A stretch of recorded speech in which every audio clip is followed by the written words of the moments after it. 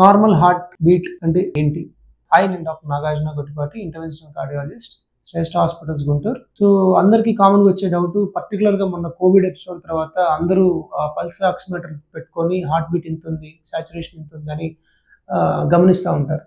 So అసలు normal heart rate ఎంత? Normal healthy heart rate is between 60 to 80 beats per minute. So మీరు నాకు 100 ఉంటుంది అంటే 100 ఉండొచ్చు. ఎప్పుడు మీరు వాకింగ్ చేస్తున్నా, పరిగెడుతున్నా, యాక్టివిటీ ఏమైనా చేస్తున్నా 100 ఉండొచ్చు. కొంతమందికి ఇద్దరిలో నాది 50 చూపిస్తుంది హార్ట్ రేట్ అని చెప్పి నాకేమన్నా ప్రాబ్లమా అని అడుగుతుంటారు. సో నార్మల్గా నిద్రలో 40s కూడా అవుతుంది. దట్ ఈస్ అబ్సల్యూట్లీ నార్మల్, కంగారు పడాల్సిన అవసరం లేదు. సో మన రెస్టింగ్ హార్ట్ రేట్, కూర్చున్నప్పుడు ఇలాగా ప్రశాంతంగా 60 to 80 మీ హార్ట్ రేట్ ఉండాలి. మీ హార్ట్ రేట్ అంతకంటే ఎక్కువ ఉంది అంటే డాక్టర్ని కన్సల్ట్ అవ్వడం బెటర్. 50-55 అథ్లెట్స్ అంటే రన్నింగ్ చేసే వాళ్ళకి, రెగ్యులర్గా ఫిజికల్ యాక్టివిటీ చేసే వాళ్ళకి that can be normal, but అందరికీ కాదు.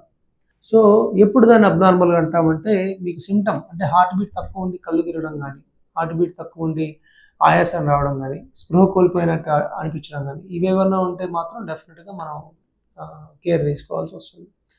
సో హార్ట్ రేట్ వేరియబిలిటీ అంటే చాలామంది మీరు హెచ్ఆర్వి అని చూస్తుంటారు వాచెస్ని. ఈ మధ్య డిజిటల్ వాచెస్ ఎక్కువ వాడడం వల్ల ఎక్కువ డౌట్స్ వాటి గురించి ఎక్స్ప్రెస్ చేయడం జరుగుతుంది.